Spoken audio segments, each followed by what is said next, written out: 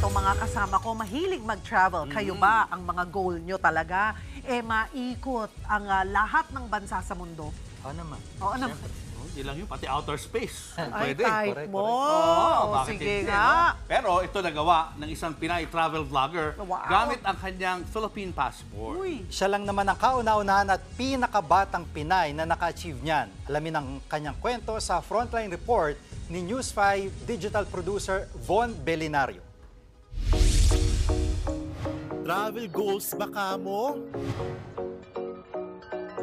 Achieve na yan ng 36-year-old Pinay na si Catch Medina Umandap na tubong San Pablo City sa Laguna. Gumawa na naman siya ng historic feat bilang first at youngest Filipino na nakapag-travel sa lahat ng 193 United Nations recognized countries at 2 observer states gamit ang Philippine passport.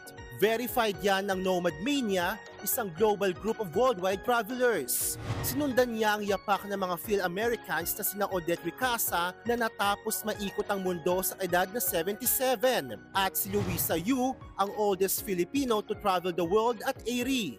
Sa kwentuhan with News 5, hindi pa rin daw makapaniwala si Catch sa travel goals na kanyang na-achieve. Tinrabaho niya raw ito sa loob ng 12 taon. Yeah, satisfied because alam mo kapag may sinabi ka sa buhay na sabi mo, gagawin ko yan. And in the end, you did it. Now, I feel like I can do anything else.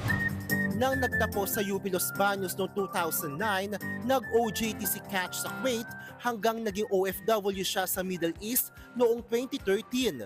Dahil sa kagustuhang libutin ng mundo, iniwan ni Catch ang corporate jobs at sinimulang maging digital nomad, kung saan napagsasabay niya ang pagtatrabaho at pagtatravel.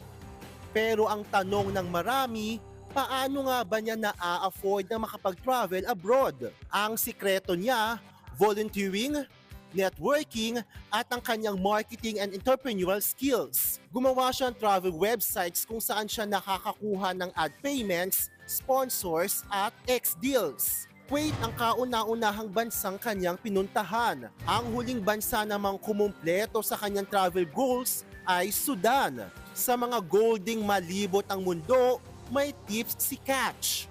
You need to have travel insurance. You need to be very strategic with what's your goal. Kung if you're working in corporate jobs na we only have 3 days off, 4 days off, kailangan maging strategic ka with the time. Third is, your network talaga is your net worth. If you wanna travel the world, you need people to be with you.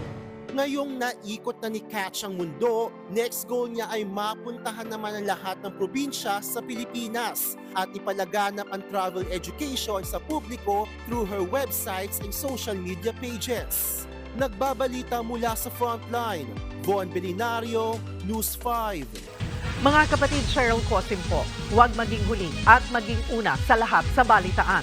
Para sa tuloy-tuloy na talakayan sa Frontline, mag-follow at mag-subscribe sa social media pages ng News 5.